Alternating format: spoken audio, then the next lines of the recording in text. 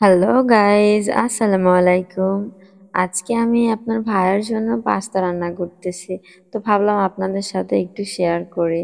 অনেকদিন থেকে ও আমার হাতে পাস্তা রান্না খেতে যাচ্ছিল।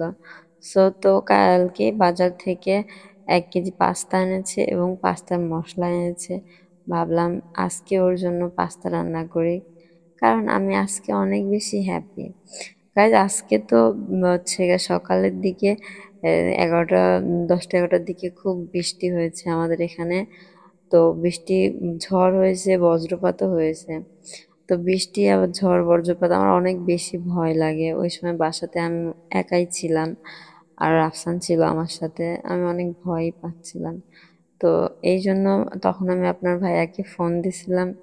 তো সে তো জানে আমি অনেক ভয় পাই বৃষ্টি ঝড় এগুলাতে। তো যতক্ষণ বৃষ্টি হলো, যতক্ষণ বজ্রপাত ঝড় হলো, ততক্ষণ সে আমার সাথে, মানে সে অফিসে আসে, তারপরও সে আমার সাথে কথা বলছে, আমাকে টাইম দিছে, যাতে আমি ভয় না পাই, যাতে আমার মনটা অন্যদিকে থাকে। আসলে আপনাদের ভাইয়ার বিষয়ে যতটা প্রশংসা করা যায় সবই কম। ও আমার অনেক বেশি খেয়াল রাখে, আমার ছোট ছোট আবদার গুলো পূরণ করে। যেগুলো যেগুলো আবদার করে ও নিজের সাধ্যের মধ্যে থাকলে পূরণ করার চেষ্টা করে। তো এই জন্য ভাবলাম যে আমি আজকে ওর জন্য স্পেশাল কিছু তৈরি করি।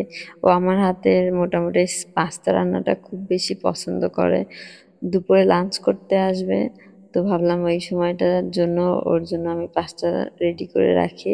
ও আসলে তখন আমি ওকে একটা সারপ্রাইজ দিয়েই দিব।